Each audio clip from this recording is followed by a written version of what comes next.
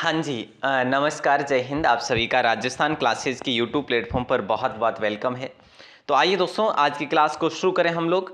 वैसे आप सभी को जानकारी है, सुबह हमारी क्लास 9 बजे होती है और इस 9 बजे की क्लास में हम लोग मॉडल पेपर पर डिस्कस करते हैं, यानी कि विज्ञान के क्वेश्चंस रहते हैं इसमें, और इसमें आपके लिए भारत सामान्य ज्ञान के क्वेश्चंस भी रहते हैं, यानी कि भूगोल के प्रश्न रहते हैं। उम्मीद करूंगा आप इस क्लास के आखिर तक जुड़े रहेंगे और ये देख पाएंगे कि आप कितने प्रश्न सही कर पाते हैं, है ना।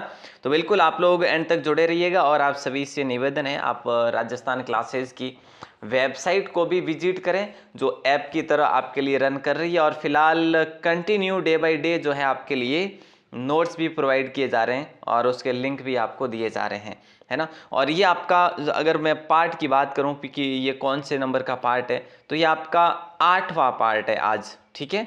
ओके, तो अगला क्वेश्चन आए, आज का पहला प्रश्न। लेकिन उससे पहले बताना चाहूँगा, आपकी जो क्लासेस का टाइम है सुबह 9 बजे का है, और अभी एक राजस्थान जीके की जो क्लास है वो रात को 9 बजे हो रही है। फिलहाल आप सभी के लिए 2 क्लासेस कंटिन्यू है, एक और हो जाएगी जल्दी ही। आप राजस्थान क्लासेस को ज़रूर से ज़रूर वेबसाइट को विजिट कर सकते हैं, और ग्रुप में जुड़ने के लिए इस नंबर पर मैसेज कर सकते हैं। अपना नाम और ज़िला लिखकर ही मैसेज करें, है ना, बिल्कुल। और बाकी आप लोग टेलीग्राम वगैरह को ज्वाइन करना चाहते हैं, इंस्टाग्राम वगैरह को, तो आप लोग कमेंट क्या, डिस्क्रिप्शन में लिंक दिए हुए हैं, जाकर ज्वाइन कर सकते हैं। चलिए, आज का पहला क्वेश्चन आपकी स्क्रीन पर है और आप सभी से निवेदन है कि आप इस क्लास के आखिर तक जुड़े रहेंगे। और आज का टारगेट दे देता हूं आपको, 40 में से 30 प्लस करने होंगे, नहीं वैसे, बट मैं आपको दे रहा हूं, ठीक है। हार्ड क्वेश्चन है आज के, यकीन मानिए आप। देखिए, कान्हा किसली जो राष्ट्रीय उद्यान है ना, किस राज्य में स्थित है, ये तो आसान है आपके लिए, है ना। तो राइट आंसर आप सभी का हो जाएगा ऑप्शन डी, मध्य प्रदेश में स्थित है।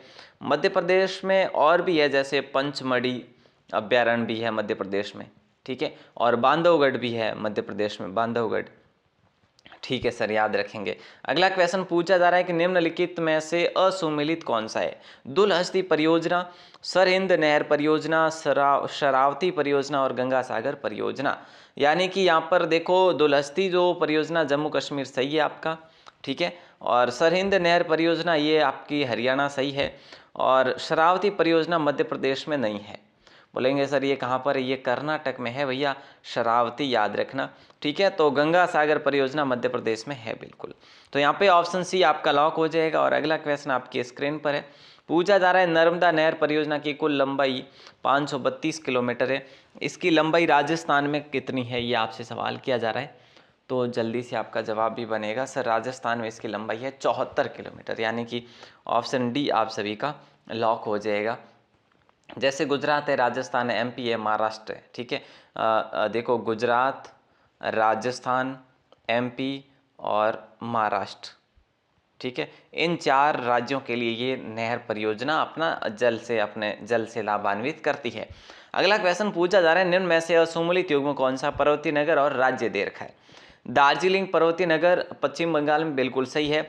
मसूरी पर्वतीय नगर उत्तराखंड में, सही है। मुक्तेश्वर जो पर्वतीय नगर है ये तमिलनाडु में नहीं है, मुक्तेश्वर ये उत्तराखंड में है, याद रखना, ठीक है। और कुन्नूर आपका तमिलनाडु है। लेकिन ऑप्शन सी आपका असुमेलित था, ऑप्शन सी को आपने लॉक करा है, बिल्कुल सही है आपका। और अगला क्वेश्चन है, विश्व का सर्वाधिक आबाद एवं जैव विविधता वाला मरुस्थल कौन सा है। विश्व का सबसे अधिक आबाद और जैव विविधता वाला मरुस्थल कौन सा है, तो दोस्तों ये थार मरुस्थल, याद रखना, थार मरुस्थल, ठीक है। यानी कि आपने ऑप्शन ए को चुना है, बिल्कुल आपका सही है। थार मरुस्थल की बात करें, ये सर्वाधिक कहाँ पर फैला हुआ है, राजस्थान में। राजस्थान में कुल ये 61% राजस्थान में फैला हुआ है, ये वाला मरुस्थल अकेला, ठीक है। तो भारत के उत्तर पश्चिम में है और पाकिस्तान के दक्षिण पूर्व में स्थित है ये वाला मरुस्थल, अधिकांश राजस्थान में स्थित है। अगला क्वेश्चन है कि इनमें से असुमेलित आपसे पूछा जा रहा है। देखो, निम्न में से असुमेलित जलप्रपात और इसकी ऊंचाई के संदर्भ में, देखो, शिव समुद्रम जलप्रपात 90 मीटर है, चूलिया जलप्रपात 18 मीटर है, सही है। पूनासा जलप्रपात 12 मीटर, जो कि ये भी सही है आपका। धुआंधार जलप्रपात 72 मीटर नहीं है, बल्कि ये आपका 10 मीटर की ऊंचाई पर ही स्थित है, यानी ऑप्शन डी आपका असुमेलित था। और अगला क्वेश्चन आपसे पूछा जा रहा है कि उत्खात स्थलाकृति हेतु संपूर्ण भारत में किसे जाना जाता है, ये आपसे सवाल किया जा रहा है। राइट आंसर आपको बताना है। देखो उत्खात स्थलाकृति हेतु मैं कह लूँ कि बीहड़ भूमि के लिए कौन सी नदी जानी जाती, तो चंबल बेसिन जानी जाती है। चंबल बेसिन के बारे में दो कथन रहते हैं कि एक तो 966 किलोमीटर, एक है जो 1051 किलोमीटर, दोनों याद रखेंगे। ठीक है, और 3 राज्यों से सीमा बनाते हुए चलती है नदी। इसी नदी के ऊपर 4 बांध बने हुए 100 किलोमीटर के अंदर, है ना। और सर्वाधिक बीहड़ धौलपुर और सवाई माधोपुर में बनते हैं। अगला क्वेश्चन है 1947 ईस्वी में अमोनियम सल्फेट का पहला कारखाना किस राज्य में खोला गया था, तो राइट आंसर आप सभी का हो जाएगा केरल में खोला गया था प्यारे साथियों। कहाँ पर? केरल में खोला गया था, और केरल में अलवाय नामक स्थान पर। कहाँ पर? अलवाय नामक स्थान पर। और अगला क्वेश्चन कह रहा है भारत में मैग्नेजाइट के सर्वाधिक भंडार किस राज्य में है। देखिए दोस्तों, भारत में सर्वाधिक मैग्नेजाइट के भंडार जो है ना आपके उत्तराखंड में, यानी ऑप्शन डी को लॉक करेंगे। ठीक है, उसके बाद में जैसे राजस्थान है, तमिलनाडु है, आंध्र प्रदेश है, इसका नंबर लगता है। अगला क्वेश्चन पूछा जा रहा है कि निम्न में से असुमेलित कौन सा है।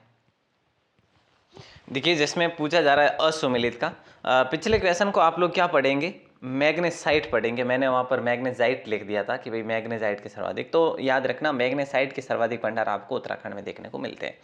चलिए, इसका है सोमेश्वर अभ्यारण्य कर्नाटक में, बिल्कुल ये सत्य कथन है आपका। तुंगभद्रा अभ्यारण्य कर्नाटक में, ये भी आपका सत्य कथन है। मानस राष्ट्रीय उद्यान और काजीरंगा राष्ट्रीय उद्यान, काजीरंगा असम में है, मानस बिहार में नहीं है, मानस भी आपके असम में ही स्थित है। कहाँ पर है? असम में ही स्थित है, यानी आपने ऑप्शन सी को चुना है। अगला क्वेश्चन है काली मिर्च के उत्पादन में भारत का विश्व में स्थान कौन सा है। देखिए दोस्तों, काली मिर्च के उत्पादन में भारत का विश्व में स्थान कौन सा है, तो भारत का विश्व में स्थान है पहला, प्रथम स्थान पर रहता है भारत। अगला क्वेश्चन कह रहा है कि खनिज पदार्थों की दृष्टि से देश में प्रथम स्थान किसका है। खनिज भंडारों की दृष्टि से देश में प्रथम स्थान किसका है, तो आपसे अगर इस प्रकार का सवाल कर लिया जाए तो आप लोग झारखंड करेंगे दोस्तों। राजस्थान का इसके मामले में दूसरा स्थान लगता है। और मैं आपसे बात करूं तो राजस्थान को वैसे इमारती पत्थरों का या फिर खनिजों का भी अजैब घर भी कहते हैं, लेकिन झारखंड हमसे भी आगे है, याद रखना। ठीक है, और आगे बढ़ते हैं और अगले प्रश्न की बात करें, कुंचिकल जलप्रपात कहाँ पर स्थित है। देखिए, हम लोगों ने कई मरतबा पढ़ा भी है, कुंची कला नामक ऐसे पढ़ा होगा। अगर कुंची कल नहीं पढ़ा तो कुंची कला तो पढ़ा ही होगा। तो कुंची कला आपके कर्नाटक में स्थित है, यानी ऑप्शन सी को लॉक करेंगे। 455 मीटर की ऊंचाई पर स्थित है कुंचिकल कर्नाटक, कुंचिकल कर्नाटक, कुंचिकल कर्नाटक, ऐसे आप याद रखना है आपको। और अगला क्वेश्चन है विश्व का दूसरा एवं एशिया का सबसे ऊंचा कंक्रीट निर्मित गुरुत्व सीधा बांध कौन सा है। आपको ये ध्यान रखना है, सबसे ऊंचा भाखर होता है ना, सबसे ऊंचा क्या होता है, भाखर होता है। भाखर यानी कि आप सभी को जानकारी होती है कि भाखर क्या होता है, भाखर होता है ऊंचा पर्वत, है ना। तो भाखर सबसे ऊंचा होता है, तो यानी कि आप यूं कहेंगे कि भाखड़ा बांध विश्व का दूसरा और एशिया का सबसे ऊंचा कंक्रीट निर्मित भाखर है। ठीक है, भाखड़ है, कंक्रीट निर्मित भाखड़ है, ऐसे आपको याद रखना है। भाखड़ा बांध की ऊंचाई की बात करें 266 मीटर की ऊंचाई पर स्थित है। ठीक है दोस्तों, और अगला क्वेश्चन आपकी स्क्रीन पर है, हुंडरू जलप्रपात किस राज्य में स्थित है। देखिए दोस्तों, हुंडरू जलप्रपात किस राज्य में स्थित है। हुंडरू जलप्रपात झारखंड में है ना, झारखंड खंड को ले लीजिएगा और यहाँ पर हुंडरू को ले लीजिएगा। ठीक है, यूं आप मिलान करके याद रखेंगे, झारखंड हुंडरू, झारखंड हुंडरू, झारखंड। अगला क्वेश्चन आपकी स्क्रीन पर है, पूछा जा रहा है भारत की ऊनी वस्त्र की पहली मिल 1876 ईस्वी में कहाँ स्थापित की गई। भारत की पहली ऊनी वस्त्र मिल जो है ना, ये 1876 में कहाँ स्थापित की गई, तो ये कानपुर में स्थापित की गई प्यारे साथियों, यानी कि ऑप्शन डी को लॉक करेंगे। ठीक है, ओके। और हम यूँ बात करें वास्तविक विकास इसका कब हुआ था, 1950 के बाद में हुआ था, जब भारत के अंतर्गत ये, यानी कि भारत के आधिपत्य में हुई थी। अगला क्वेश्चन देखो, नाथपा जाखरी परियोजना जो हिमाचल प्रदेश में है, सॉरी, किस नदी पर अवस्थित है? तो राइट आंसर आप सभी का हो जाएगा सतलज नदी पर, है ना। सतलज नदी आप सभी का लॉक हो जाएगा, यानी आपने ऑप्शन सी को चुना है। बिल्कुल सही है आप सभी का। विश्व का सबसे बड़ा थोरियम का भंडार कहाँ पर है? विश्व का सबसे बड़ा थोरियम का भंडार कहाँ पर स्थित है? देखो, विश्व का सबसे बड़ा थोरियम का भंडार आपके केरल में स्थित है। थोरियम कहाँ पर है? केरल में है। थोरियम केरल को याद रखेंगे। और अगला क्वेश्चन आपकी स्क्रीन पर है, विश्व आर्द्र भूमि दिवस कब मनाया जाता है? आर्द्र भूमि दिवस, है ना। विश्व आर्द्र भूमि दिवस, रामसर स्थल भी कह सकते हैं इसे आप लोग, है ना। वेटलैंड डे भी कह सकते हैं आप लोग, ठीक है। तो इसको आप लोग 2 फरवरी से शुरू करेंगे, क्योंकि 2 फरवरी 1997 से ये शुरू हो गया था, उसके बाद कंटिन्यूसली मनाया जा रहा है ये। और अगला क्वेश्चन आपकी स्क्रीन पर है, कोटलिम पर्वतीय नगर कहाँ पर स्थित है? तो दोस्तों, कोटलिम आपका पर्वतीय नगर है, ऑप्शन डी, यानी कि तमिलनाडु में स्थित है। कहाँ पर है? तमिलनाडु में स्थित है कोटलिम, जो आपका पर्वतीय नगर है। 1600 मतलब 76 मीटर की ऊंचाई पर ये इसकी मुख्य चोटी की ऊंचाई है। अगला क्वेश्चन पूछा जा रहा है कि भाई सिनेबार किसका अयस्क है? देखिए दोस्तों, सिनेबार किसका अयस्क है? Hg यानी पारा का है, कॉपर का है, जस्ते का है, या फिर इनमें से कोई नहीं। सिनेबार किसका अयस्क है? तो पारे का अयस्क है सिनेबार, यानी ऑप्शन ए आप सभी का लॉक हो जाएगा। अयस्क को वायु के आधिक्य में गर्म करना क्या कहलाता है? अयस्क को वायु के आधिक्य में गर्म करना कहलाता है क्या? निस्तापन कहलाता है, ऑक्सीकरण कहलाता है, या भर्जन, या आसवन? तो प्यारे साथियों, आपका पिछले क्वेश्चन से शुरू हो चुका है वैसे यहाँ से साइंस, तो यहाँ पे आपका भर्जन हो जाएगा, ठीक है। भर्जन को लॉक करेंगे। और अगला क्वेश्चन आपकी स्क्रीन पर आता है नंबर 3 साइंस का। पूछा जा रहा है कि भाई आयरन के संक्षारण रस्टिंग को रोकने के लिए इस पर परत चढ़ाई जाती है ना। किसकी? निकल की, जस्ते की, कॉपर की, या फिर पारे की? तो देखो, इसके साथ साथ आपको ये शॉर्ट हम लोग यूं कहें तो इसके नाम भी दिए हुए हैं। तो ऑप्शन बी को आप लोग लॉक करेंगे, जंक या फिर जस्ता, याद रखना, ठीक है। और अगला क्वेश्चन आपकी स्क्रीन पर है, पूछा जा रहा है किसी भी धातु का प्राकृतिक यौगिक जिससे धातु लाभदायक विधि से प्राप्त की जा सकती है कहलाता है? सॉरी, किसी भी धातु का प्राकृतिक यौगिक जिससे धातु लाभदायक विधि से प्राप्त की जा सकती है क्या कहलाता है? तो राइट आंसर आप सभी का हो जाएगा ऑप्शन 3, यानी कि सी ऑप्शन को लॉक करेंगे, अयस्क कहलाता है। नेक्स्ट क्वेश्चन की तरफ अगर हम लोग रुक करें तो नेक्स्ट क्वेश्चन कह रहा है कि निम्न में से सत्य कौन सा? इनमें से सत्य कथन आपसे पूछा जा रहा है। तो राइट आंसर क्या होगा? सभी अयस्क खनिज होते हैं, सभी खनिज अयस्क होते हैं, या एक खनिज अयस्क नहीं हो सकता, या कुछ अयस्क ही खनिज होते हैं। राइट आंसर आपका ए हो जाएगा। आपको कंफ्यूज होने की आवश्यकता बिल्कुल भी नहीं है, यानी कि सभी अयस्क खनिज होते हैं, ठीक है। तांबे का प्रमुख अयस्क कौन सा है? इनमें से तांबे का प्रमुख अयस्क कौन सा है, या फिर यूं कह लो कि तांबे का अयस्क कौन सा है? चालकोपाइराइट है, मेलेकाइट है, या क्यूप्राइट है? तो राइट आंसर आप सभी का होगा ऑप्शन डी, यानी कि सारे के सारे को लॉक करेंगे, 1, 2 और 3 को। ओके दोस्तों, तीनों के तीनों सही है आपके, ऑप्शन डी को लॉक करा है आपने। वह प्रक्रिया जिसमें अयस्क को वायु की उपस्थिति में उसके गलनांक से कम ताप पर गर्म करते हैं कहलाती है? तो राइट आंसर आप सभी का हो जाएगा भर्जन कहलाती है। दोस्तों क्या कहलाती है? भर्जन, यानी ऑप्शन ए को आपने चुना है। और अगला क्वेश्चन यूं कह रहा है कि कार्बन का सर्वाधिक क्रियाशील रूप कौन सा है? कार्बन का सर्वाधिक क्रियाशील रूप कौन सा है? हीरा, ग्रेफाइट, कोल, या चारकोल? कार्बन का सर्वाधिक क्रियाशील रूप जो है ना वो है चारकोल, याद रखना। कौन सा है? चारकोल है दोस्तों, और ये सबसे क्रियाशील रूप है। और अगला क्वेश्चन कह रहा है कि नाइट्रिक अम्ल को जिंक एवं सांद्र सल्फ्यूरिक अम्ल द्वारा उपचयन करने पर प्राप्त कौन सी गैस होती है? ये आपसे सवाल किया जा रहा है, और आप लोग गलत बताएं, ऐसा हो नहीं सकता। राइट आंसर क्या हो जाएगा? जल्दी से बोलेंगे सर नाइट्रस ऑक्साइड गैस होगा या अमोनिया गैस होगा। अच्छा, क्या बात है, तो अमोनिया गैस को लॉक करते हैं। नाइट्रिक अम्ल को जिंक एवं सांद्र सल्फ्यूरिक अम्ल द्वारा अपचयन करने पर प्राप्त गैस होती है अमोनिया होती है, ठीक है। नाइट्रिक अम्ल की कार्बन के साथ अभिक्रिया पर निम्न में से कौन सी गैस उत्पन्न होती है? देखो कार्बन के साथ अभिक्रिया करने पर, पिछला क्वेश्चन था जिंक और सांद्र सल्फ्यूरिक अम्ल द्वारा अपचयन करने पर, ठीक है। तो यहाँ पे आपका राइट आंसर होगा नाइट्रोजन डाइऑक्साइड, यानी कि ऑप्शन सी आपका यहाँ पर लॉक हो जाएगा दोस्तों, ठीक है। और अगला क्वेश्चन कह रहा है कि नाइट्रोजन का ऑक्साइड जो हास्य गैस, लाफिंग गैस के नाम से भी जाना जाता है, वह इनमें से कौन सी गैस है। ये बड़ा आसान सा सवाल है, आप लोग गलत नहीं करेंगे। नाइट्रोजन का ऑक्साइड जो हास्य गैस के नाम से जाना जाता है, नाइट्रस ऑक्साइड को लॉक करेंगे, यानी ऑप्शन ए आप सभी का सही जवाब होगा। अगला क्वेश्चन पूछा जा रहा है ओजोन का निम्न में से कौन सा उपयोग नहीं है। देखिए दोस्तों, ओजोन का निम्न में से कौन सा उपयोग नहीं है, तो राइट आंसर होगा, देखो संक्रमणहारी है, कृमिनाशक भी है और विरंजक भी है, तो पूर्तिरोधी नहीं है, यानी कि ऑप्शन डी आपका यहाँ पर सही जवाब होगा। अगला क्वेश्चन कह रहा है कि मैग्नीशियम नाइट्राइड के जल अपघटन का उत्पाद है। मैग्नीशियम नाइट्राइड के जल अपघटन का उत्पाद है नाइट्रोजन, अमोनिया, नाइट्रस ऑक्साइड, या इनमें से कोई नहीं।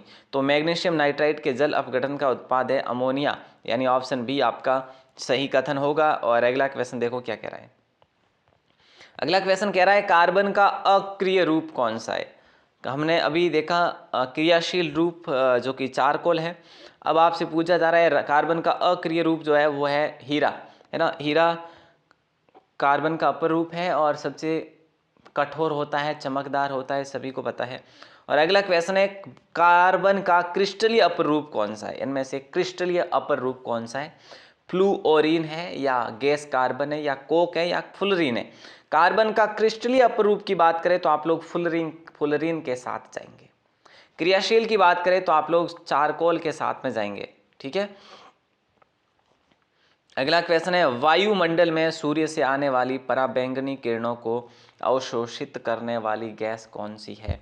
वायुमंडल में सूर्य से आने वाली पराबैंगनी किरणों को अवशोषित करने वाली गैस कौन सी है, तो वो है ओजोन गैस, यानी ऑप्शन डी आप सभी का लॉक होगा यहाँ पर। और अगला क्वेश्चन देखो क्या कह रहा है।